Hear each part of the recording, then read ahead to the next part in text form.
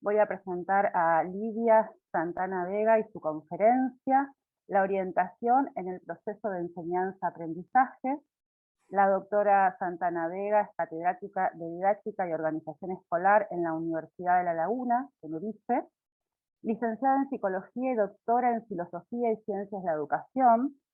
Ha sido invitada en universidades españolas y extranjeras. Es autora de libros y capítulos de libros y artículos en revistas con alto índice de impacto.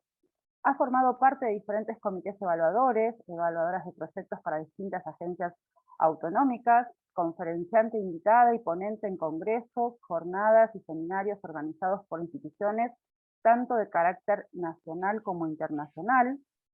Es evaluadora de artículos científicos para revistas nacionales e investigadora principal de proyectos financiados con fondos públicos, tanto regionales como europeos. Coordinadora del Grupo de Investigación en Orientación Educativa y Sociolaboral. Su línea de investigación sobre orientación educativa y sociolaboral ha sido premiada por el Ministerio de Educación y Ciencia del Estado español en la convocatoria de premios nacionales de investigación educativa. Le damos la bienvenida y entonces la escuchamos. Buenos días y muchas gracias por sus amables palabras. Voy a empezar a compartir pantalla. Creo que es esto. A ver si lo he hecho bien. ¿Lo están viendo? Todavía no, Lidia. Primero compartir pantalla. Sí, ya le di. Ahora sí, perfecto. Vale, un momentito, a ver. Ahora, ¿lo están viendo? Ahora sí, perfecto, Lidia. Bien. Bueno, buenos días a los participantes que nos siguen desde Latinoamérica.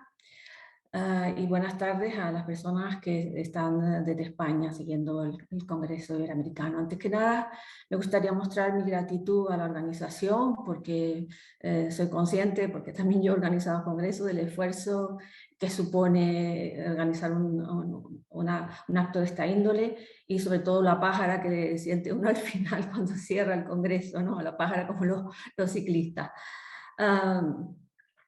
También me gustaría agradecer especialmente a la profesora Mirta Gavilán, que es especialista en meterme en algún tipo de embrollos como el de este congreso. Bueno, el título es de mi conferencia, La orientación en el proceso de enseñanza-aprendizaje.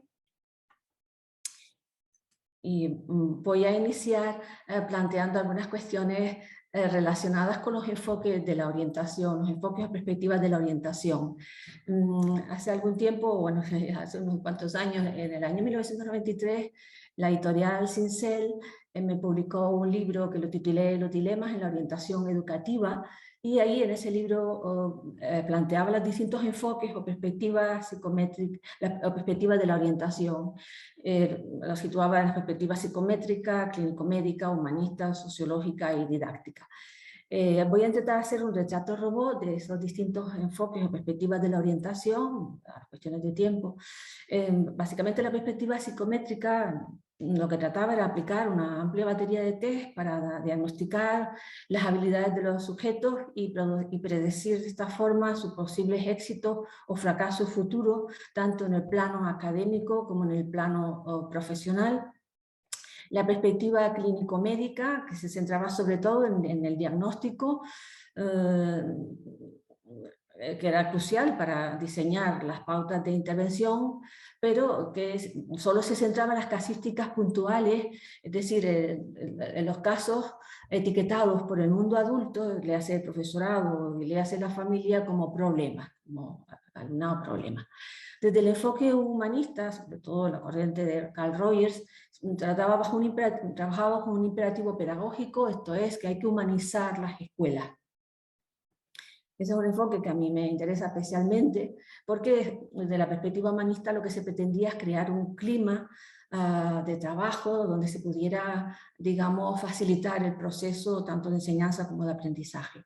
Desde el enfoque sociológico, prácticamente lo que se pretendía era que el éxito o el fracaso futuro no depende solo de las variables psicológicas, sino que las variables sociológicas tienen mucho que ver. Dentro de esa perspectiva sociológica, la corriente social crítica lo que planteaba es que no se puede hablar de igualdad de oportunidades en un mundo que se muestra básicamente desigual. En cierta forma se firmaba así el certificado de disfunción del ideal igualitario. Y por último, el enfoque didáctico, que era un poco la reconceptualización de la orientación del campo de la didáctica, y aquí dos catedráticos de didáctica como el profesor Escudero y Zabalza plantearon la necesidad de acercar la orientación no solo a los aspectos clínicos o psicométricos, sino también al ámbito del proceso de enseñanza-aprendizaje. Y de esa manera entendieron que la orientación se debería de optimizar ese proceso de enseñanza-aprendizaje. Bien, con mi alumnado básicamente lo que pretendo, lo que los enfoques que a mí me parecen especialmente atractivos son el humanista, el sociológico y el didáctico. Bien, una vez planteada esta cuestión, me voy a centrar en por qué, digamos, nos apuntamos a un proyecto europeo que fue la Universidad de Hannover, nos puso una invitación hace algunos años para participar en el proyecto Reflect Lab. Era un proyecto cofinanciado por la agencia EASEA de la Comisión Europea, dentro de la iniciativa de programas Erasmus+, y que participaban Alemania como jefe de fila, Polonia, Rumanía, España y Reino Unido. A mí me interesaba este proyecto porque iba en la línea un poco del enfoque que les estaba comentando antes, de la orientación desde la perspectiva didáctica, de optimizar ese proceso de enseñanza-aprendizaje, y ese proyecto un poco iba en esa línea. ¿Qué pretendía? Que se pretendía con este proyecto apoyar a los centros de secundaria y también de universidad, concretamente al profesorado, para la implementación de metodologías activas como el aprendizaje basado en problemas y el aprendizaje basado en la investigación. También con este proyecto lo que se pretendía era establecer una estructura innovadora de seminario para fomentar el aprendizaje autodirigido en instituciones de enseñanza superior. Bien, el aprendizaje basado en problemas es una metodología docente que se ha aplicado inicialmente por las facultades de medicina, porque lo que se pretendía era acercar al alumnado a problemas, a situaciones que se podían encontrar en el mundo real de su práctica profesional. Posteriormente se aplica a las carreras de ciencias sociales. Es una filosofía de trabajo también que puede cambiar el clima de la clase. El alumnado se convierte en el artífice de su proceso de enseñanza-aprendizaje. Y esto es un poco lo que se preconiza desde el Espacio Europeo de Educación Superior. Es decir, que el alumnado tome las riendas de su proceso de aprendizaje. Y también es una metodología que propicia la participación activa del alumnado.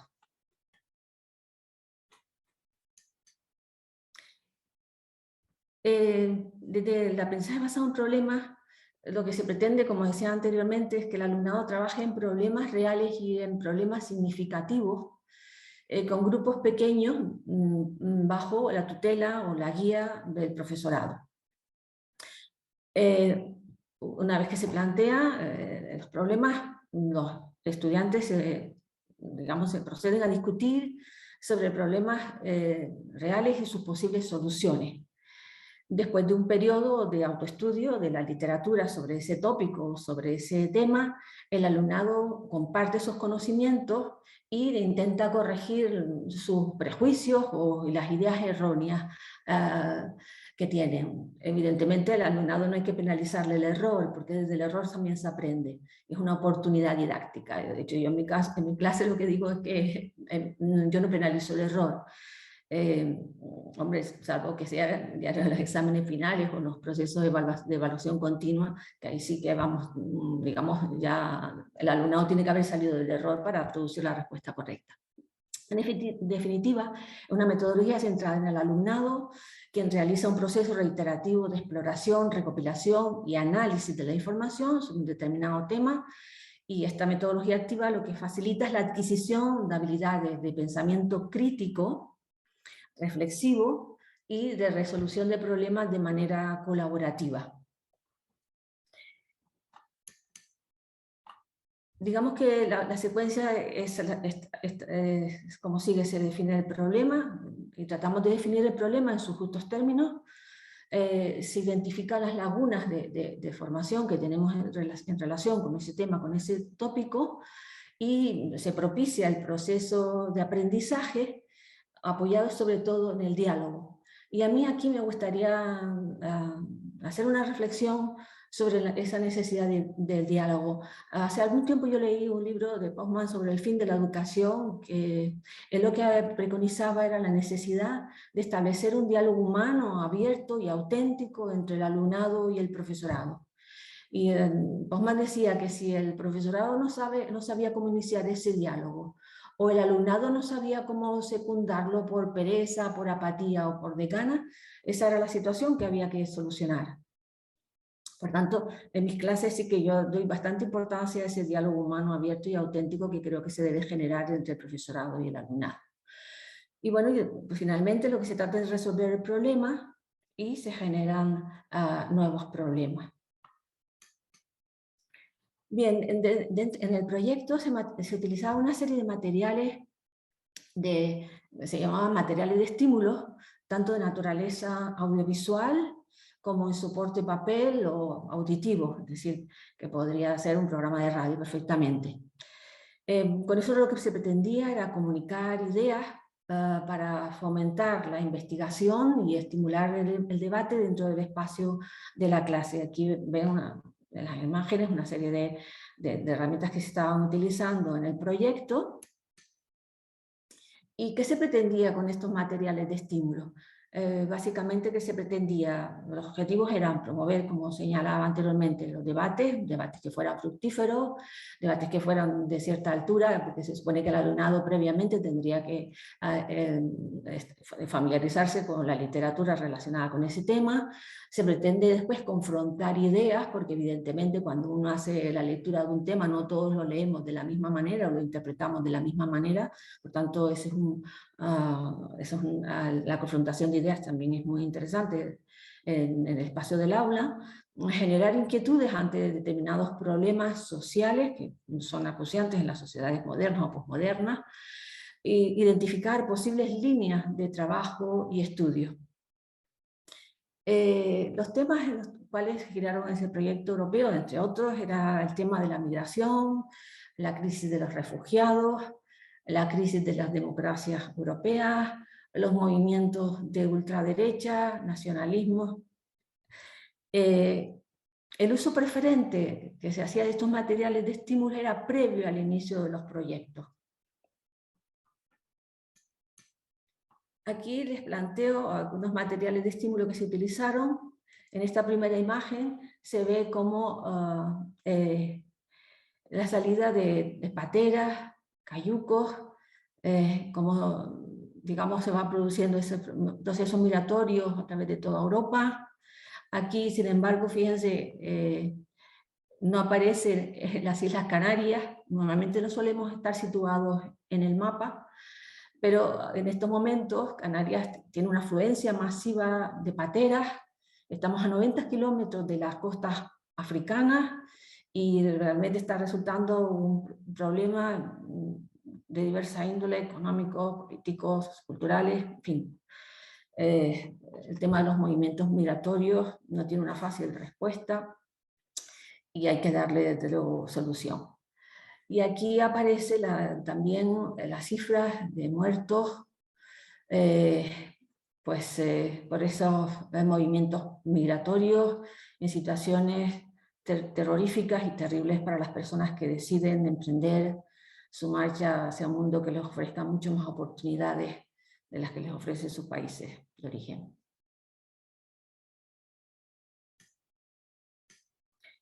Bien, aquí también se sigue mostrando recortes de periódicos, vídeos que fueron también utilizados en el proyecto, y también se utilizaron los mapas mentales. Los mapas mentales, muchos de ustedes los conocerán, dejan de ser representaciones gráficas de palabras, ideas, pensamientos, tareas. Es una forma lógica y creativa para tomar apuntes, para expresar ideas mediante diagramas, tal como se representan las figuras que aparecen ahí, flechas. Trata de imitar la forma en la que el cerebro procesa la información. Además, ayuda también a organizar las ideas, a estudiar de forma eficiente, a memorizar, a tener una visión global, a tomar decisiones. Ahí he situado una página web, minmense.com, donde les permite, es una herramienta para hacer mapas mentales en línea. El mapa mental fue muy utilizado también por Leonardo da Vinci. Aquí en el tema me voy a centrar un poquito en el asunto de la definición del problema, porque realmente es muy importante acotar y definir un problema y plantearlo en los justos términos, y no es una tarea nada fácil. Todo el que haya iniciado un proceso de investigación, de hacer una tesis o un trabajo final de carrera, cuando tiene que definir el problema de investigación, tiene que tomarse tiempo, tiene que tener paciencia, porque digamos, si no, podemos definir mal el problema y utilizar mucho esfuerzo, pero en la dirección equivocada. Por tanto, hay que plantear cómo enfocar el problema y si he elegido los métodos más adecuados para dar respuesta a ese problema. Y como aparece aquí en el recuadro, un momento para mantener la calma y formular la cuestión de investigación de forma sosegada y, digamos, poniendo un poco sobre la mesa todos los elementos de juicio que podríamos disponer para tomar una decisión correcta con respecto al asunto de la definición del problema. También se utilizaba el portafolio como una herramienta que permite planificar el tópico elegido, recopilar los materiales sobre el tema y hacer acopio de ellos y reflejarlos ahí. También permite reflexionar sobre las cuestiones que nos estamos planteando, tanto a la hora de definir el problema como a lo largo de todo el proceso de aprendizaje. También el portafolio es una herramienta que nos permite también pautar nuestros tiempos de trabajo, autorregular nuestros tiempos de trabajo y también hacer un ejercicio de reflexión sobre lo que estamos aprendiendo, de dónde salimos, cuál es el proceso y hasta dónde queremos llegar. Y también tenemos que pensar sobre cómo presentar esa información, cómo difundirla en el espacio de la clase, y pues eso, elegir qué formato y en qué momento lo vamos a presentar.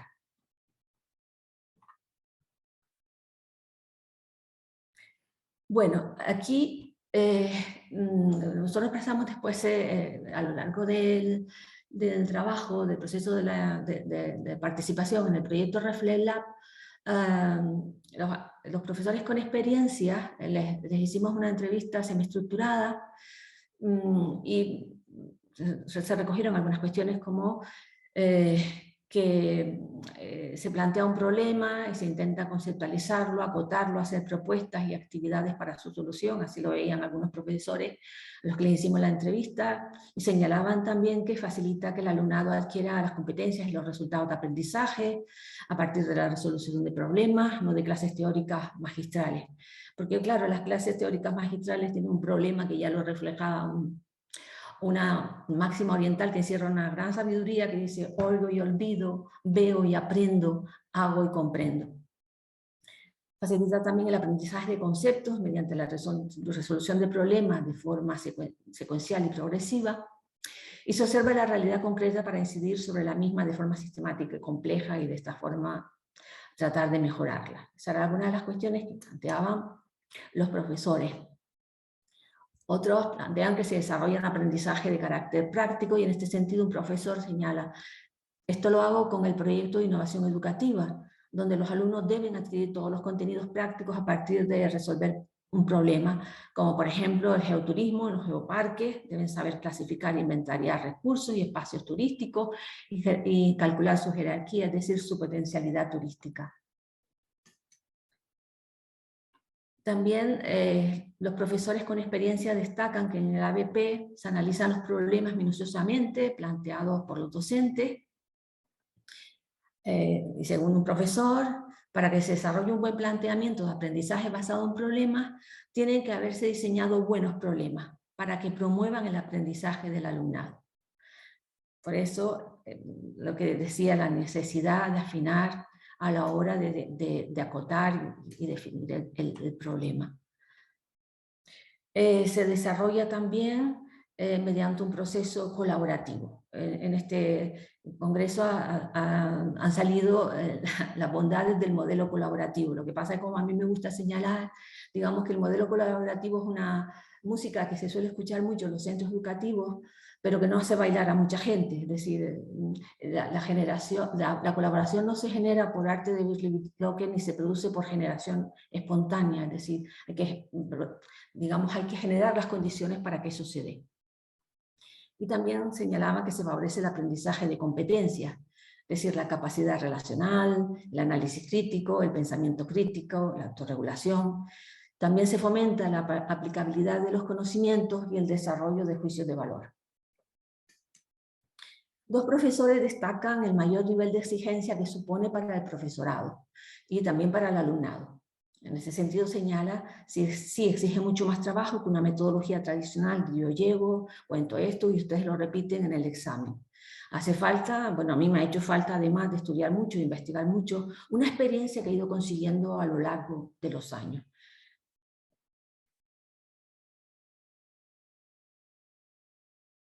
Bien, llegado el momento, planteamos lo que son las debilidades, las fortalezas, las oportunidades y amenazas, es decir, lo que es un DAFO dirigido al profesorado y también con respecto al alumnado. El profesorado como fortaleza, lo que comentaba era que la documentación proporcionada para aplicar el método es muy claro. Los profesores estaban motivados y pueden disfrutar enseñando de una manera más estimulante. También señalaban como por fortaleza que el profesorado tiene la posibilidad de propiciar un aprendizaje significativo y que las metodologías activas fomentan la motivación del alumnado. Pero como debilidades señalaban la falta de experiencia en la aplicación del método, que provoca cometer errores, pero se aprende y mejora a lo largo del desarrollo del proceso. Se necesita mayor difusión y cursos para el profesorado, lo de siempre, ¿no? La falta de formación del profesorado en metodologías más de naturaleza activa. Aplicar la metodología en grupos grandes es muy difícil, es decir, esto estaría bien si se aplicara en el espacio europeo de educación superior y en el número de alumnado en las aulas no fuera superior a 60, pero la realidad no es así. Hay alumnados que los primeros cursos tienen más de 100 alumnos, con lo cual aplicar esta metodología es muy compleja. Es un riesgo que un sector del alumnado no desarrolle una participación activa por el número tan grande dentro del aula, por el número de alumnos tan grande. Existe falta de tiempo para la adecuada organización de la metodología. Con respecto al DAFO del alumnado, comentaba como fortaleza que les gusta hacer el trabajo de otra manera, es decir, que aprecian este tipo de metodologías activas donde ellos toman la palabra y se convierten en los artífices de su proceso de aprendizaje. Muestran motivación para trabajar en grupos pequeños, tienen la oportunidad de realizar un aprendizaje más activo, más participativo. Pueden profundizar en el conocimiento de una determinada realidad porque se aproxima a lo que es el mundo real.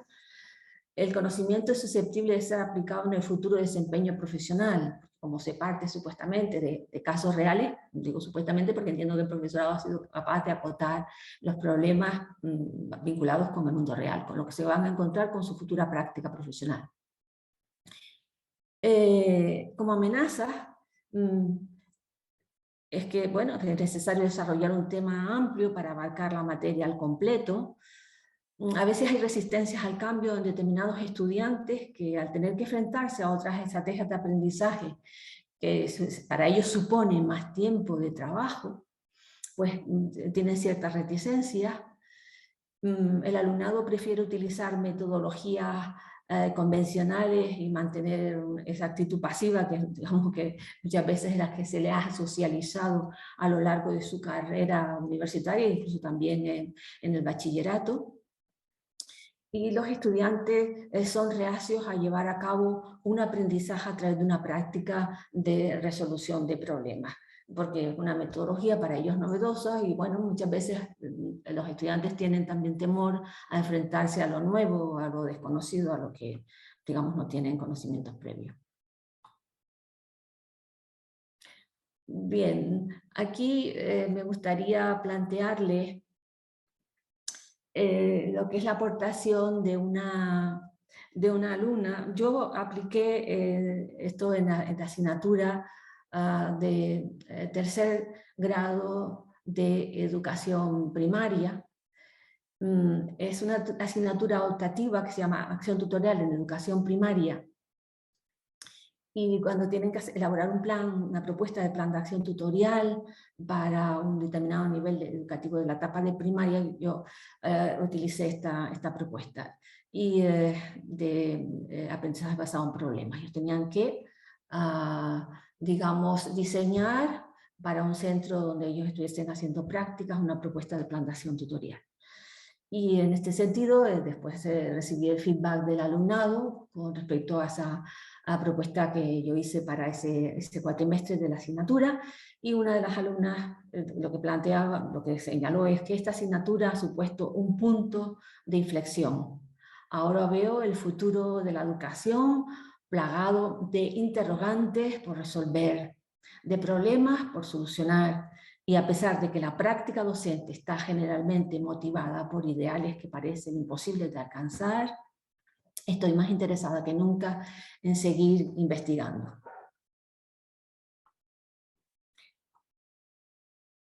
Bueno, como verán, el feedback en este caso con esta alumna fue muy positivo, pero también con otros alumnos.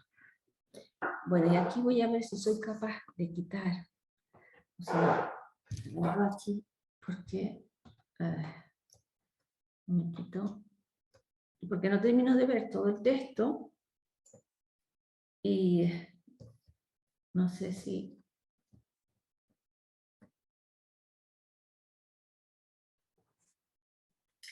A ver. Voy a quitar esta parte de aquí, pero no sé cómo hacerlo.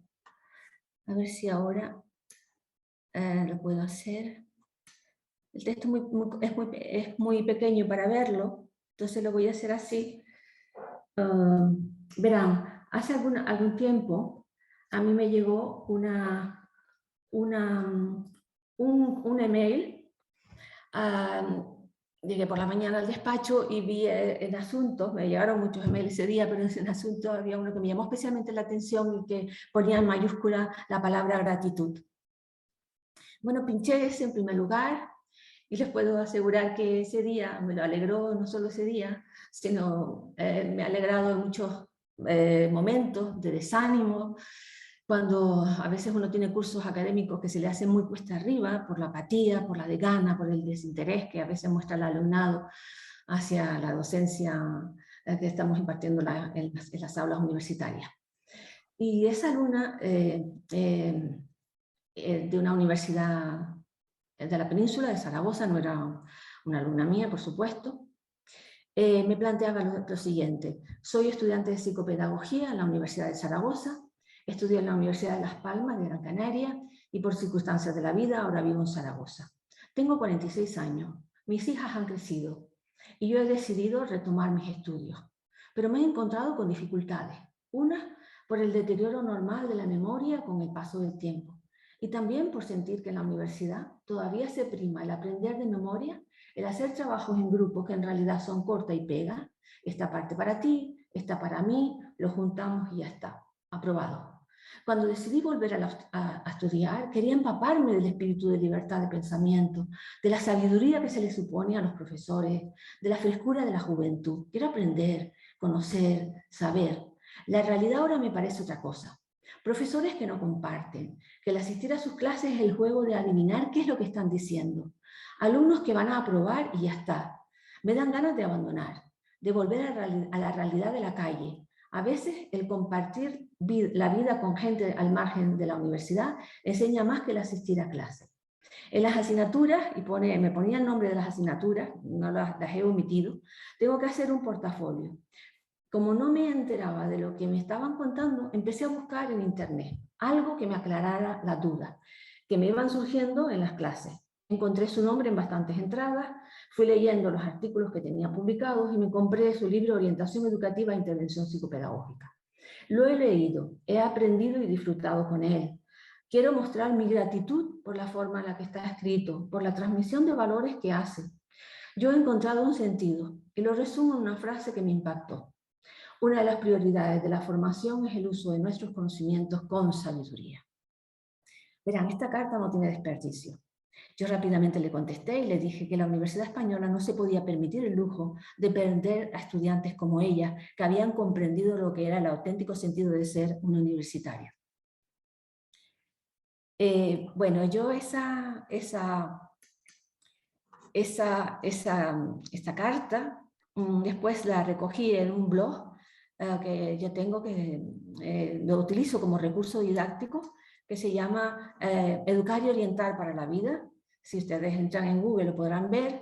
Y esa carta fue motivo de reflexión para mí sobre el valor de la gratitud. Yo le pedí autorización a esta persona para que, a Victoria Gracia, como se llama, esa alumna ya de la Universidad de Zaragoza, ya terminó su carrera, le pedí autorización para publicar esto en el blog e hice una reflexión sobre esta cuestión en ese blog. Y ya para ir cerrando, porque creo que ya estoy en tiempo, antes de que me llamen la atención y me llamen al orden, solo quiero decirles que, bueno, pues si quieren ver nuestras publicaciones, aquí aparece recogido en la página web de nuestro grupo, también el portal Ciencia, donde aparecen también recogidas nuestras publicaciones, y por último el proyecto europeo ReflectLab lo publicamos en una parte, ¿no? Un artículo sobre el aprendizaje basado en la investigación en el contexto universitario, que se publicó en el año 2020 en la Revista Española de Pedagogía. Pues con esto agradecerles su atención y finalizo mi presentación.